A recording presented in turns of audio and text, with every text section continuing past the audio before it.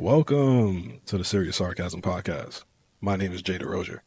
Everything you hear is purely my opinion and absolutely not gospel truth. If you do find yourself getting a little bit too worked up over what I say, feel free to take your opinion and, well, you know where. Now that we got that straightened out, sit back, relax, and you might want to get yourself some popcorn because it's going to be a long one. Enjoy the show, y'all.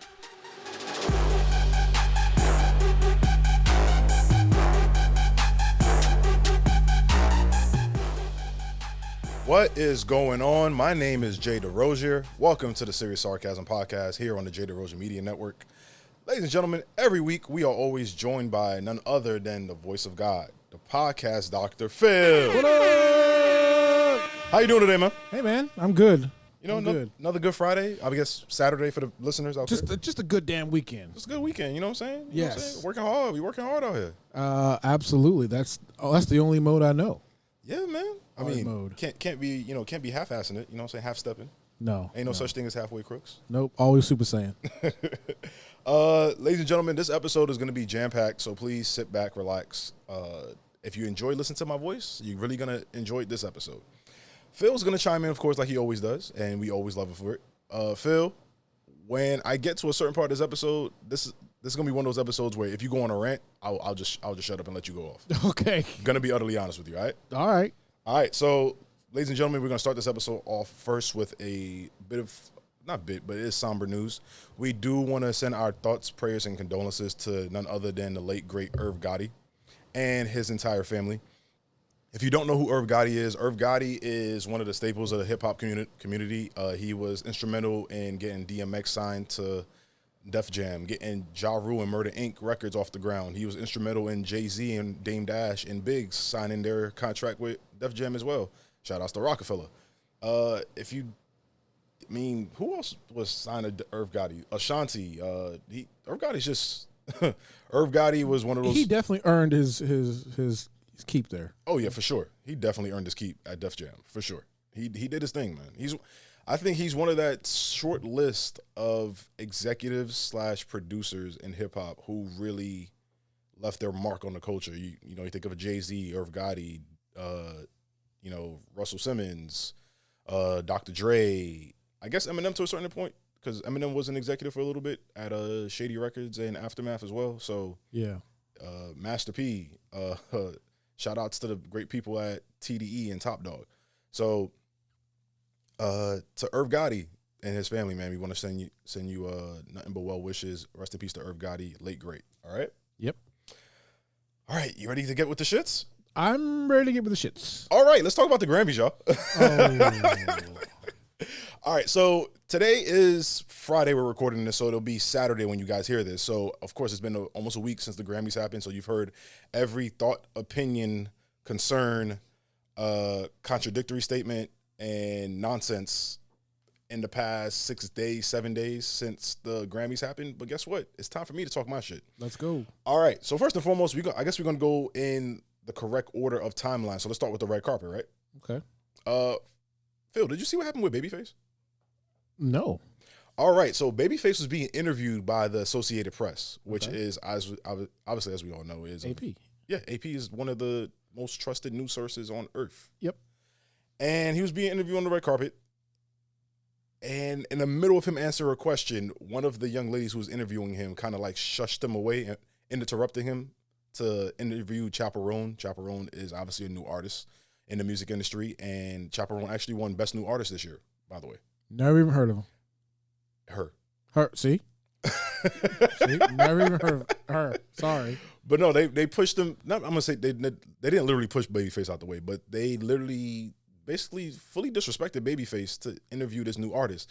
Now, the issue I have with this, it has nothing to do with Babyface being black or Babyface being a legend or Babyface being who he is and Chaperone being who she is. It's, as a journalist, this kind of makes me tip my head to these journalists, because as a journalist, shouldn't you have some level of decorum and respectfulness and professionalism to at least let Babyface answer the question, and then you can kind of fast track the conversation so you can bring Chaperone in? No. No? Nope. Just interrupt him in the middle of his answer. The industry does not care who you are. It's who cares about who you're talking to. I come from this industry, bro. Oh, no, I know. But here's my thing, too, about the Babyface aspect of it all.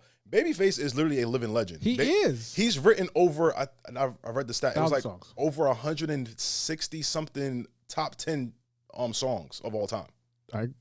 That's legendary. Like, do we not understand? He's written or co-wrote over 160 top 10 records. Like, that's crazy, right? It is. Most of his songs, the total of his songs that sold is like 400 million records or some shit like that. Mm-hmm.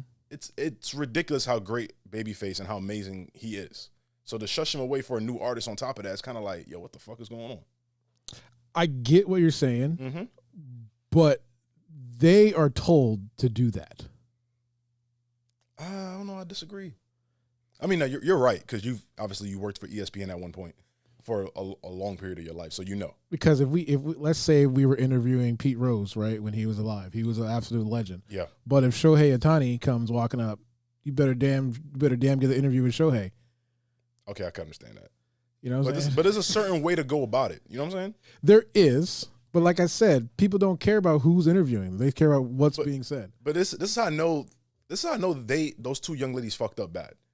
They fucked up so bad that the AP had to put out a statement apologizing to Babyface and to the public in the middle of the Grammys. They didn't wait till the next morning. They did it literally like less than an hour after the incident happened. But how was the interview with Chaperone? No, I don't even remember the interview with Chaperone. I'm like, dead ass. Oh, well. That's saying enough right there. That is. Yeah. But, and I get what you're saying because the AP has integrity. Yeah. So that what they did is that's what TMZ does. Yeah. You know, not the AP. But the thing is too, like the fact that it's happened with AP and not TMZ says a lot. Maybe they came from TMZ. I mean, this kind of adds credence to Elliott Wilson and him complaining every day about, you know, these new streamers and I guess me in general too, being a podcaster, about how we don't have a type of journalistic integrity and professionalism when it comes to this craft, when we speak on things or give our opinion on things, you know? Okay, I see. So I'm starting to understand where Elliott Wilson's coming from now. You know what I'm saying? I get it. I see both sides. First, I thought he was just an old head hating. Speaking of Elliott Wilson, you saw him apologize to Cenat on the red carpet? I don't even know. Oh, you say Cenat. I was like, who's that? But never mind, I know who that is. So Elliott Wilson apologized to Cenat because Elliott Wilson been on a rant for the past couple of months talking about people like Cenat, how he's upset that they're the new people, like podcasters and streamers are the new voices in music. Yeah. And he's been a staple in music because he used to run XXL magazine. He used to be that guy. Yeah, he used to be that guy where if a famous hip hop artist needed an interview or a groundbreaking interview, they went to Elliott Wilson or I guess Sway in the Morning as well. Yeah. I mean, and now they're coming to podcasters like myself or Joe Budden or Rory Amal, or they're going to a streamer like a Cenat.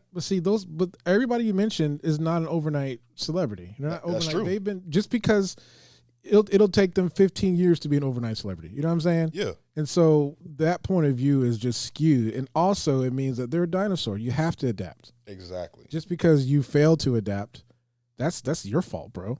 You can do the same things that they're doing. And matter of fact, you would be better off if you did what they did because you already have the history. And that's what bothers me about that Elliott Wilson situation. And then he went and apologized to Cenat on the red carpet. It was like, bro, either stand on business or don't. Yeah. Screw that. Exactly. Somebody tried to clown me like that a long time ago. For real? Yeah, they know I've been doing this since I was a kid. I had to school them, man. I had to show my picture of me in school behind the camera. I was like, man, I've been doing this. I respect that. Yeah.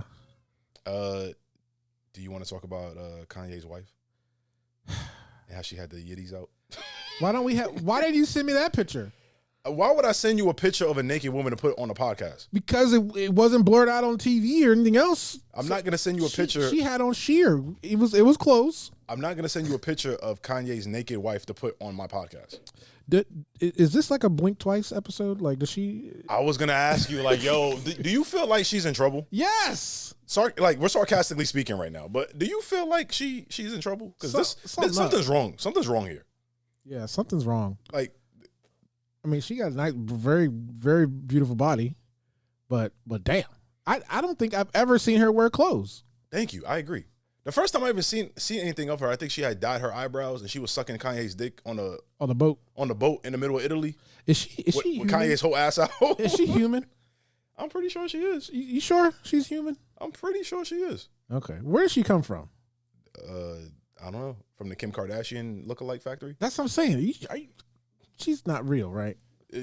She is real. But my issue with her is like, if something, I won't be surprised if years from now we find out something was going on behind the scenes. And I'm not accusing Kanye of like that Diddy shit, even though he's defending Diddy right now on social media. Fuck him on top of that for that. What? Yeah, he's saying free Diddy and all that other shit. It just seems a little weird that every time we see this young woman, she's always either half naked or naked. I mean, would you want your lady doing that? No. Okay. What if she wanted to do that? She wouldn't be my lady.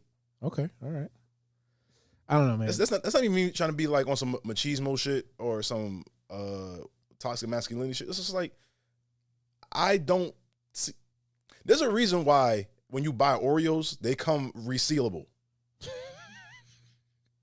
I don't need my Oreos out in the open like back in the day when you couldn't like, wrap the Oreos back up, you know what I'm saying? So they would just go stale quicker. Bro, you never had a stale Oreo casserole? Oreo casserole? Nigga. All right. What in the caucasity are you talking about? Bro, take some stale Oreos, right? Mm-hmm. Throw them in a casserole pan, right? Put some butter, and then have some fresh Oreos, but like you break them up into pieces.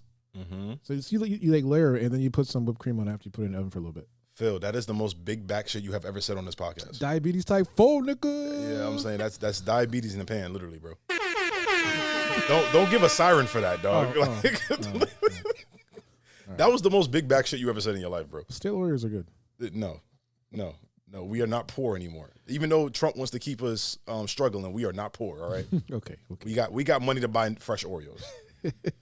But yeah. Anyways, back to the Grammys. Enough. I'll get back to Kanye later on. The picture that they were standing behind was like for the wildfire relief too. Like it was for like donations. And she had her yitties, and at least give her like 2 pennies for the nipples and like a corn chip for the clit to cover it up. You know what I'm saying? Like, I didn't know her boobs were that big though. They're big. Bro, are you literally looking at the naked lady while I'm talking? While we recording, bro? No, I've already fapped twice to that, so I've already got it burned in my mind. So I think I say you got burned on your meat, no. like you was doing a barbecue dry rub or something. You know what I'm saying? My hands are itchy. Beef stroking off over here. No, but she's attractive though. She's attractive, young woman, but still. Anyways, enough of the titties. Let's talk about some good things. Phil, before the Grammys even started, I was already a happy camper. Can I tell you why? Because you saw some titties? No, not that. Oh, okay. Chris Brown finally got another Grammy, dog. Yeah. Chris Brown won for Best R&B Album. We talked about it on this podcast when I was giving like my Grammy predictions, and I said on the pod, I think Chris Brown should win, but the way the Grammys always treat him, I don't think he will win. Gotcha. You did say that, yeah. And I'm so happy he fucking won. I ain't gonna lie to you. I am ecstatic. I told you I should call you bro. Jay Stradamus. You should, because I got a couple of things right. Several, not just a couple. Yeah, I got several things right, and I called it 4 months in advance. Yeah, you got several things right. Like, Doechii got Rap Album of the Year, and I said that she should win, but I think they're going to give it to Common and Pete Rock. And she still won. Yep. So shout outs to Doechii. Rhapsody won Best Rap Song. I think it was Rap Song went to Kendrick. So she won Best, I think it was Rap Melodic Song or something like that. Melodic Rap Song. Rhapsody won. So shout outs to her. Shout outs to Young Guru as well. Shout outs to the whole Rock Nation. Roan won for Best New Artist, like we mentioned earlier. What am I missing? Sabrina Carpenter's performance was pretty dope. Doechii's performance was pretty dope. Shout outs to Bruno for code switching, going from Fat, Juicy, and Wet to singing and looked like he was dressed in a mariachi band with Lady Gaga singing. So shout outs to Bruno for being versatile. Should we get to the 2 elephants in the room, or should we just wait a little bit more? Should we drag it out a little bit? No, let's get to Let's get to it. Yeah. Hey, Beyonce won Best Country Album. Yeah, her face. I genuinely think Beyonce wasn't expecting to win Best Country Album, but maybe she thought she was going to win Best Album, like Album of the Year. You know what I'm saying? Yeah. You see what I'm saying? Yeah. I didn't think she was going to win the country because. Yeah, I didn't think she was going to win country either. I thought she was going to win album of the year no matter what, because the only other album I think that was as good as hers was Billie Eilish. She has the most Grammys of all time, right? She does. Like 32, 33? I think it's 34 after this past weekend. 34 or 35 after this past weekend. Good God. Well, But it's 34. country. It's 34, 35 out of, I think it was like 90 something nominations. So she's batting 300. That's a good average. I'd be honest with you, it is. It's a pretty damn good average. Especially considering the fact a lot of her Grammy nominations as well come from collaboration efforts, whether it be with Meg Thee Stallion, Jay-Z, Nicki Minaj, Kanye West. Like, she also has Grammys as a songwriter as well. So I think that's. How are the Trumpers responding to Beyonce winning country music album? Oh, and that's what I wanted to get to. Thank you for mentioning that. Hey, I got a question for you, Phil. You remember when we spoke about Post Malone and how he went from hip hop, R&B to now he's a country artist all of a sudden, and no one batted an eye, and we just all think it's cool. And we spoke about who's the dude that made that $1 Million Baby song, Tommy Richmond. Yep. And how he's probably gonna do the same thing. Yep. Sooner or later. He's already trying to. Yeah, he's already trying to. Why is it an issue that Beyonce did this? Because she black. Go ahead, answer that. I was going to ask you. What? Yes, I agree 100%. But Because she a nigga. Would they have done the same thing for Shabuzi? So that's the question I have. So they accept Shabuzi, but they don't accept Beyonce. They accept who's the light skinned country dude? I have no idea. That's not Morgan Wallen. Kane Brown? Yeah, Kane Brown. They accept him, but they don't accept Beyonce. That's because Kane Brown. Never mind. Matter of fact, they accept the dude. Who's the Australian country singer? There's a country singer from Australia. I know they accept Darius Rucker. They accept Darius. Keith Urban, that's his fucking name. Keith Urban is from Australia, but he is a classic country singer. But Beyonce's from Houston, Texas. The country is of the most country places on earth, but she's not a country singer because she didn't go to Nashville and kiss you motherfuckers' asses. Nigga, she's Beyonce. To be honest with you, here's the thing too. Beyonce had the biggest selling country album of the year, right? And she didn't play the game that they wanted her to play. You know what I'm saying? So that goes to show you that Beyonce's bigger than your entire genre as a whole. I agree. Beyonce is Beyonce. Beyonce's her own genre, bro. She is. Well, anyways, man, fuck them, honestly. And then to hear country singers get mad about Beyonce winning Best Country Album, but yet and still y'all turn around and y'all, then you see my New York accent kind of came out there trying to be country. But you guys will turn around and try to rap on your country songs. It goes like, you can't have it both ways, big dog. You can't have it both ways. Who's the song with Morgan Wallen? Who's the song? Is it Moneybag? Who's he with? It's a rap song that he's on. I think it was Moneybag, right? I don't know, but it was whiskey something. I don't know. There's like 4 things in country songs: whiskey, Yeah. my woman left me, my truck's gone, my dog died, or I lost my job. Or, like, those are all, I'm proud to be an American. Yeah, or nigga, or like, you know what I'm saying? Like, Or try that in a small town. yeah, exactly. but that's just nigga. That's just nigga. That's just like keep that nigga shit out of here. Yeah. So it was one of the. The thing is too, bro. Country people be so proud to have one street light in their entire town. Yeah. Like I can't stand that shit, bro. I'm so sick of them, bro. Well, I'm not gonna lie, I do like that song though. What? The song with, I think it's Moneybag and Morgan Wallen. It's all right. I like it. It's all right. Yeah. I got nothing against Morgan Wallen. I think Morgan Wallen is actually pretty dope. Bro, I'm from the country though. Yeah, I'm from Brooklyn, New York. Country music is not called my thing. Whiskey with Moneybag and Morgan Wallen. So I'm from Virginia. So. Oh yeah, you country. you Mr. Tooth country. Yeah. you spit the ding in the can country. Pretty much. Also about Beyonce winning best like album of the year or whatever the case is. As much as I think she should have won album of the year, I feel like a lot of people's looking at that album of the year win as a IOU, which is weird. And I understand why, because there's plenty of times Beyonce should have won album of the year. Whether it was, honestly, the year that Beyonce should have won album of the year was Lemonade. They gave it to Adele. That's why a lot of people in the black community weren't mad about it. They were like, it's Adele. Like, yeah, we get it. We claim Adele. Like, we claim Adele. We get why y'all gave it to Adele. But even in Adele's speech, half of her speech was dedicated to Beyonce and how great Beyonce's album was. Yeah. So that goes to show you, even Adele saying, indirectly that you guys got it wrong. But let me ask you a real question though. Also, wait, before you ask me the question. Yeah. The year that Beyonce should have won her first album of the year was Sasha Fierce. She lost that one to Taylor Swift. And guess what year that was, bro? Kanye West. Yes, that was literally 6 months after the Kanye West incident. And I guarantee you, as much as I think Taylor Swift is a dope artist, that's the reason why they gave Taylor Swift that Grammy. Got it. But anyways, go ahead, ask your question. All right, so this is the question for everybody who's watching, so please comment below. Mm-hmm. Do the Grammys mean anything in 2025? I think they do for this 1 year because they actually got it right for the most part. They actually got it like across the board, every genre, they got it right for the most part. But a lot of these were just repeats. What do you mean? Kendrick won 5 times.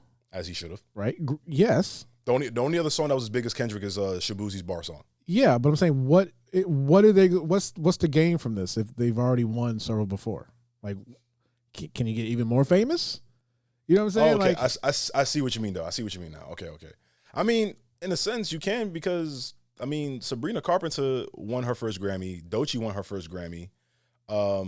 Kendrick got the best PR after getting 5 Grammys. Now everybody's excited to go see him at the Super Bowl. But I think people already were excited to see him at the Super Bowl. Yeah, but there was a little bit of a controversy thinking like, is he really going to perform Not Like Us at the Super Bowl? After hearing the entire crowd and damn near Taylor Swift crip walk to A minor, he's performing Not Like Us at the Super Bowl. Do you get any prop bets for the Super Bowl for the halftime show? Is he going to bring Drake out? Drake is in Australia. You think he should bring like a piñata of Drake and hit that shit, just like he did in the video with the owl. Just had the shit hanging, just hit the shit. I don't know, man. I honestly think award shows in this day and age, I think they're just out of touch because the Academies, you have to pitch for it anyway. Yeah, you have to pitch your nomination, and after you even win your nomination, you have to go like on this kind of like Oscar type of interview and press run. You have to lobby. Yeah, you have to lobby to win, which is I don't think should happen. I think it could be fan voted. But then again, that could be corruption too. Yeah, it could be corruption off it. Because if you do fan voting, then Kendrick still would have won all 5 Grammys. But you would have had a situation where, let's say, okay, for example, Doechii didn't win. Doechii won Best Rap Album, right? As a new artist. If you do fan voting, granted, I wouldn't have been mad at it, but you would have got somebody like Eminem who won instead of Doechii. He wouldn't have won Best New Artist. What do you mean? So he would have won Best Rap Album though. Yeah. Okay. And then you would have had a situation where you get like, I mean, the only award I can understand why people are upset about is Best Rap Album because I thought they would have tried to give it to, they would have had given it to her. They would have pulled a fast one on everybody and given it to Eminem. But I think all 5 nominees from Common and Pete Rock to Eminem to Doechii and even Future and Metro, like all of them deserve their award. You know what I'm saying? Yeah. Yeah. What about if they capped people at how many nominations they get? Nah, I think that'd be unfair, honestly. You think so? I think that'd be unfair. Because if you have artists, for example, we got to bring up Beyonce again, but Beyonce was nominated 9 times this year. Yeah. She walked away with 2 awards, don't get me wrong. No, 3 awards, because she won, I think, Best Country Song with Miley Cyrus.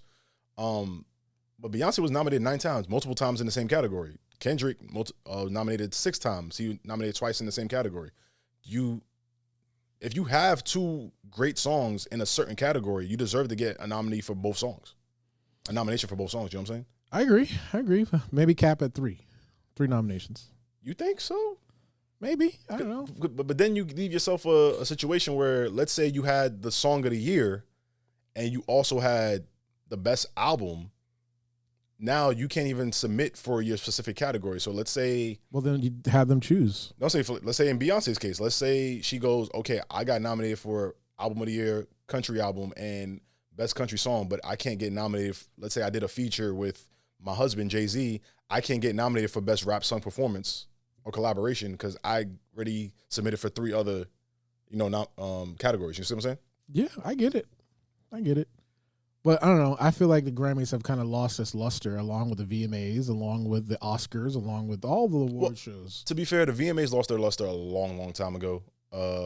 BET Awards lost their luster because a lot of these award shows lost their luster because to me personally, this new generation of artists don't have that mystique around them anymore.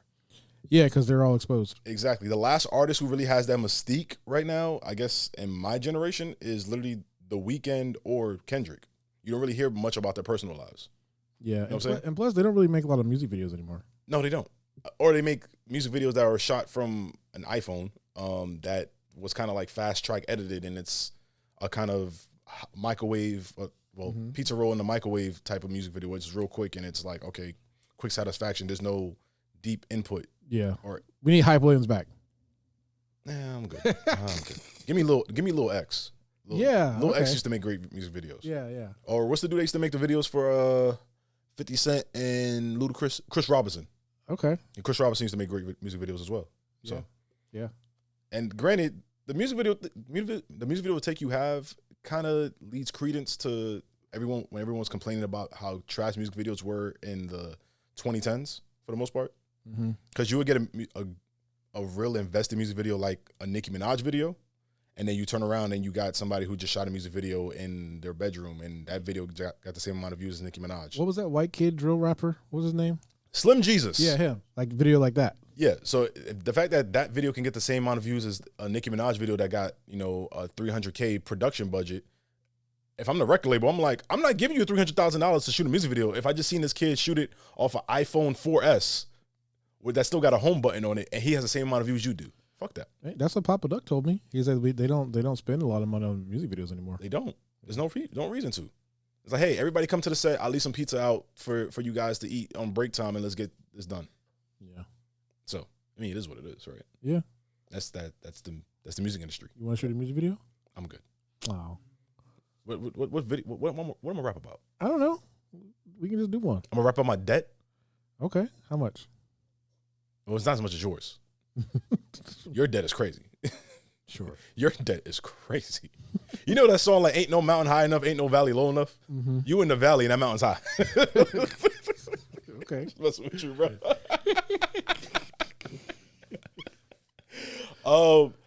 Before we go into like the more fun stuff of this episode, Phil, this is the part of the episode I told you if you want to rant, I'm gonna let you rant. Okay. So Kanye West sat down with Justin LaBoy. If you don't know who Justin LaBoy is, Phil, or anybody out there, Justin LaBoy is very famous on Instagram for dropping the most cliche memes and sayings that got every toxic girl on earth reposting on their story. And that's pretty much how he got famous, honestly. He's like, I can't think of the guy's name. Who's he? Jackson? Derek Jackson? Kinda. Yeah. But Justin LaBoy doesn't show his face often. Oh. But Justin LaBoy will post something like as a meme as like, oh, if someone doesn't make you, if someone makes you a option, don't give them the opportunity to disappoint you again. That'll be like the meme. Okay. And then you'll get every girl on social media or every Instagram baddie posted on their story, and they're like, yo, how does he get an interview with Kanye? Because he's one of those people where he got close to a celebrity and double fists that celebrity Kim Kardashian style. Oh. Okay. Where like that celebrity can't do nothing wrong because they put them on, blah blah blah blah. You know what I'm saying? Yes, man, pretty much. I get it. But anyways, in the boys' interview with Kanye, it was pretty in depth. Not really. Kanye kind of got his shit off again, and currently he's still getting his shit off on social media. But what I want to speak on is something that really pissed me the fuck off about Kanye. And Kanye has made excuses for his behavior, whether it was saying that he was schizophrenic. He was depressed about his mother dying. Depressed about his ex-girlfriend pretty much leaving him at the altar. Pretty much depressed about Kim Kardashian divorcing him and taking the kids with him. He can't see his kids. But he's gone to another level of fucking stupidity, Phil. Oh, God. What did he do? He said the reason for his actions is that he's autistic. Now, the reason why I wanted to speak on this is because I have an autistic child. Phil has an autistic child as well. Yep. Phil, before I go in, do you have any opinions or comments you want to make? Okay. So for him to say something like that, he's going down the whole checklist of excuses. Mm-hmm. You know, a few weeks ago, you did a video. We did the episode where the woman was at the door, the Karen at the door. Yes. She claimed that she was neurodivergent. Yes. And the internet, and so I was looking at the comments, and some people were still making excuses for her. Mm-hmm. But nah, nigga, Kanye, come on, get out of here, man. To say that did he say like if he was like what kind of autism he had, or he just said he just was on the spectrum? He just said he didn't say he was on the spectrum. He just said he's autistic. Man, dude, okay. Now being autistic is a huge spectrum, right? So I'm going to play devil's advocate for a little bit. Being autistic is a giant spectrum, and some of his behaviors in the past could fall into that spectrum, but I doubt it. I agree. I severely doubt it. I think he's just making excuses for his behavior now, so he can continue to make that behavior and then use that as a crutch. Yep, exactly how I feel.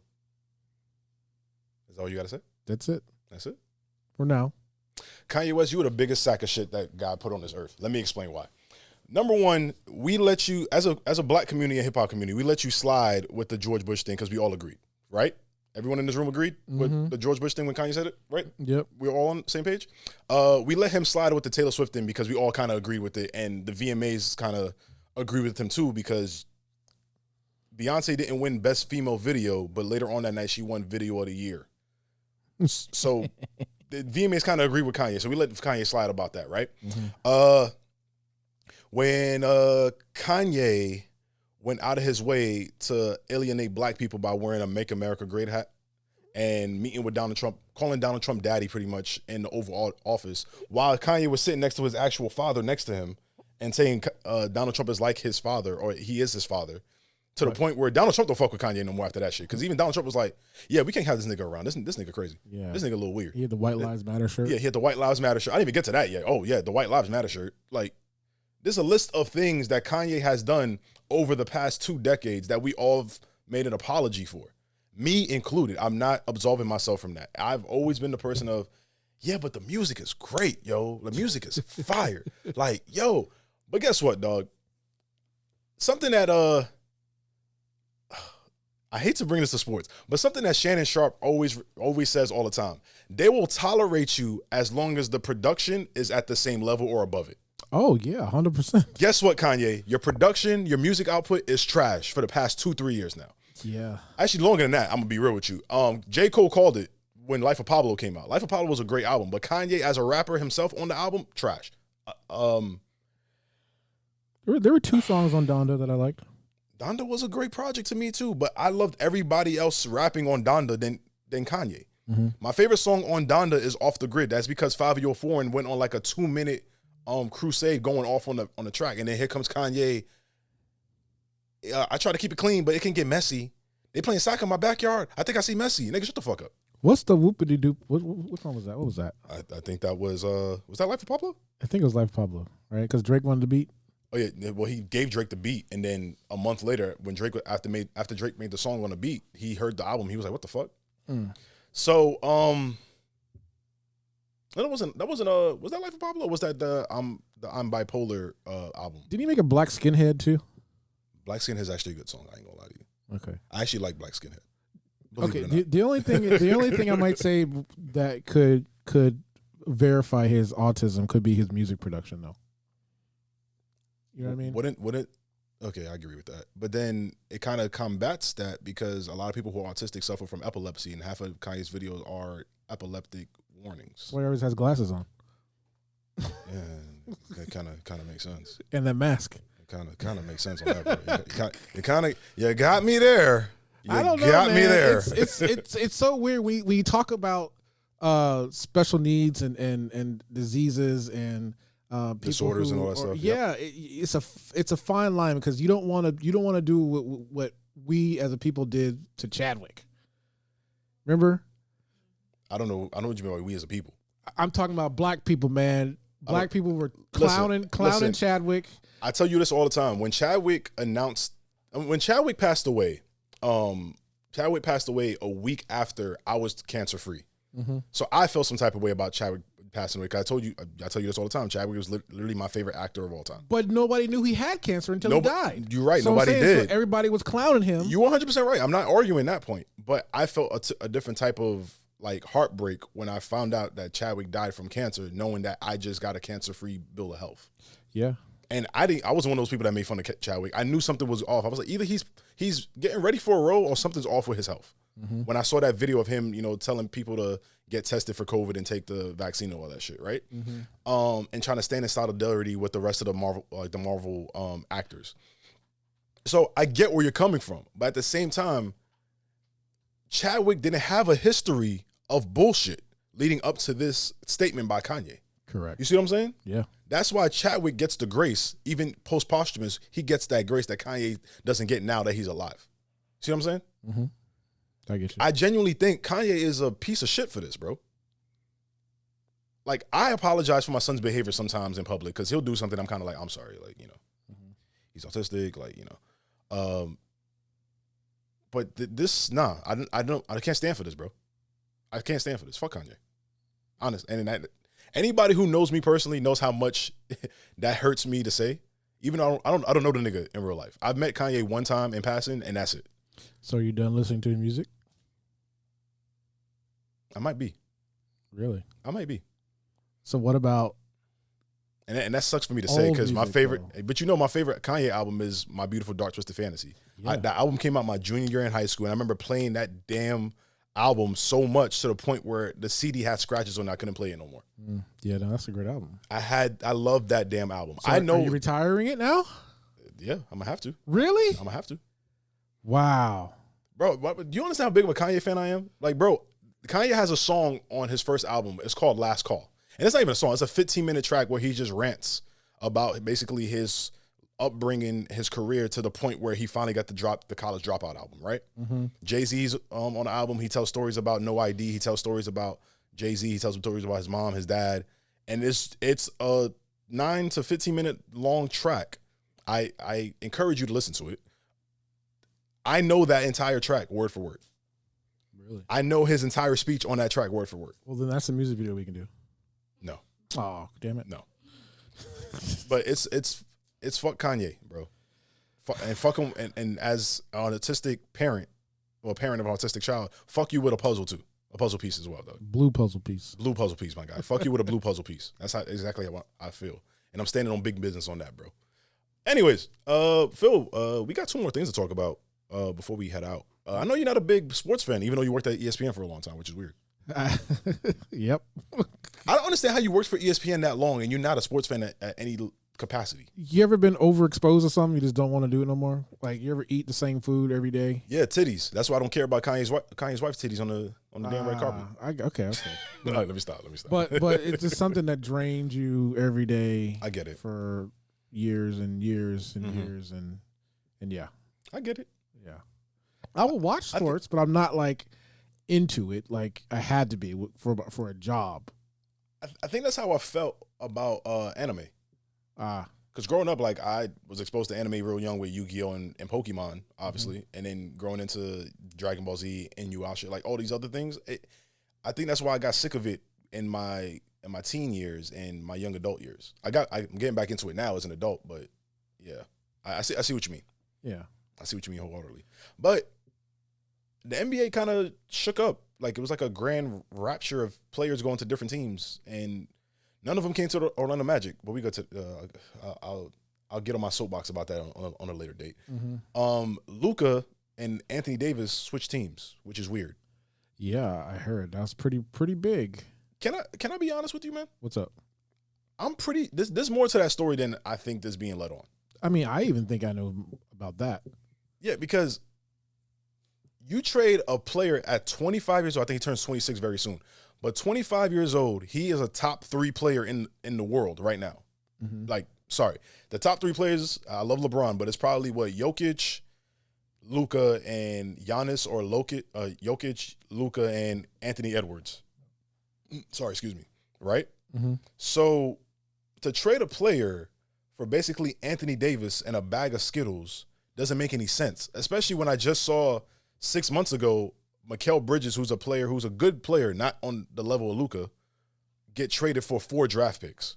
I heard rumors across the river, because he went from the Brooklyn Nets to the New York Knicks. He basically got traded across the river for 4 draft picks. So how the hell did Luka go for literally Anthony Davis and a bag of Skittles? Luka was fucking somebody in that organization. Somebody got feelings about. Well, that could be true, but also I think I heard that he was an alcoholic.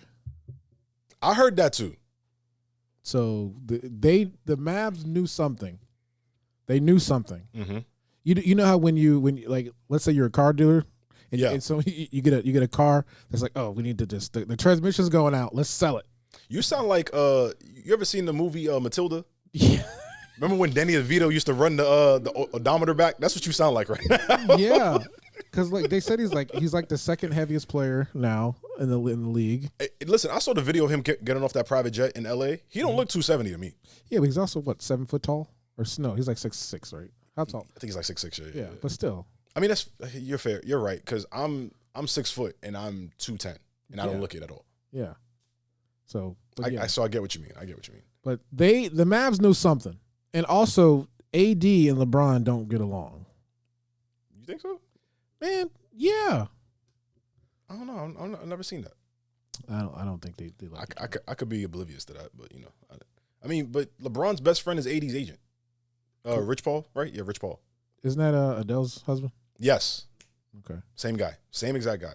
Talk about an upbringing. You go from going to high school with LeBron to becoming like one of the best sports agents on earth To fucking Adele. to Burning in the deep. burning in the deep is crazy talk, bro. What? So waking up every morning to say hello to Adele, you know what I'm saying? Like that's talk about a come up.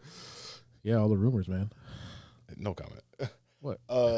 Yeah, I just don't understand that Luka trade. Something's not adding up to me personally. I'm telling you, man. Wait until the playoffs start. Because I've told you this, like me and my family, aka my brother Dro, we have friends in the NBA and work in the NBA franchises, and we have friends who work directly in the music industry. I would never say their names out loud on this podcast because, they be telling me some shit I can't repeat. And I heard the same thing about the Luka thing. You know what I'm saying? Mm-hmm. So that's why the Luka thing I'm kind of like, that's not enough. Because if they let Karl Malone play in the NBA for 15 years after impregnating a 13-year-old, Luka being an alcoholic is not enough to get him traded. Yeah, but that was before the internet. And then on top of that, who's the dude that's the coach for the Houston Rockets that was married to Nia Long? That supposedly he was fucking somebody from the Boston Celtics. Yeah. He could coach an NBA again. So that's I'm like, the Luka being alcoholic is not enough for me to think that. Latrell Sprewell choked out his coaching practice. Yeah. And still made an all-star team. Yeah. Like what we talking about right now? I don't know, man. Something's up. Something is Jason up. Kidd beat his wife, and he still was an all-time NBA player. Oh my God, he did? Yes. Like what we talking about right now? Luka's an alcoholic, so we trade him? I don't know, man. Rasheed Wallace got caught with weed multiple times and won an NBA championship. So do you think the Lakers are going to win? No, not this year. No? Not this year. No? I think they're probably going to end up losing to like Minnesota in the Western Conference Finals, but I don't think the Lakers are going to win a championship this year. Wait, is this a Jay Stradamus prediction? Yeah, it's going to be Jason Dramas. Yeah. All right, cool. Yeah. I got to make a theme song for you for that. Because I think the person who's going to win the NBA championship, I think the Celtics are going to go back-to-back, bro. Okay. As crazy as it sounds, I think the Celtics are going to go back-to-back. All right. Yeah. All right. It's been said. As much it pains me to say as a born and raised New Yorker, Boston does have the best team in the NBA. Ooh. Okay. That sucks to say out loud. Mm-hmm. But anyways, you want to get to Bro What You Want? Let's go. I'm like, bro, what you want? All right, so this week's Bro What You On is it's a abnormal one, Phil. Mm-hmm. Have you heard about this lady from Brooklyn, New York, my hometown, that met a 19-year-old Pakistani man and wanted to get married to him, flew to Pakistan, right? Mm-hmm. And last minute, guy's family was like, oh, hell no, you're not marrying this lady. Mind you, Phil, this lady is 34, 35 years old, right? And she will not leave Pakistan. Mm. She wants to marry this guy. Can we roll the clip real quick? Mm-hmm. Here's everything you need to know about the American woman who flew to Pakistan and was ghosted by her teen husband. 33-year-old Onija Robinson from New York flew to Karachi, Pakistan in October of 2024 to marry her 19-year-old online boyfriend, Nadal Ahmed Memon. Once she got there, though, hilarious. Memon's family forbade them from tying the knot, and now she's refusing to leave the country. I don't live here, I'm chilling. Robinson has since caused a media stir, claiming that she and Memon actually are married, and also making demands from the government that they give her money and invest in local housing. Pakistan needs to be reconstructed the right way. Do you hear me, guys? Jesus. Make sure y'all get this on your camera. I'm married to Nidel Hamid. I'm Onija Hamid. We are moving to Dubai very soon. We're going to have our baby in Dubai. I want 20K up front. She's pregnant, by the way, right now. 5K to 10K to stay here every week because we might just move, me and my family. And I want those demands from the government right away. I want these houses. All right, I've heard enough of this. Phil, what you think about this? Go ahead, girl. Get your paper. Shit. Go ahead. Dripping in finesse over here. Go ahead. Dripping in finesse. Go get your 17 gold chains. Because she know. Go get your 6 7-Eleven stores. Go ahead. She trying to have an anchor baby in Pakistan. I have never heard somebody say an anchor baby from another country. That's hilarious. What? That is utterly hilarious. Yeah. Hey, I'm gonna be real. I want her to get her money because she did make a lot of solid points about Pakistan needed to be, reconstructed and built up as a country. You could be right. Right message, wrong messenger, right? Yeah. Similar to when we talk about the Drake lawsuit with UMG and Spotify. Mm-hmm. If UMG and Spotify are, using payola to boost people's streams, right message, wrong messenger. I think this is a similar point to that, right? Yeah. But Shorty gets a bro what you want because she said we are married right now. She's yet to meet the kid in real life. I say kid because he's 19. Like, so how is she pregnant? That's something. Nigga. Damn, she got Tyrone's baby? Hell no. To the no. Listen, I think we need to start speaking about mental health more in this podcast, about delusion. Bro, you can't scam the Pakistanis, man. They kill you. You can't scam the scammers.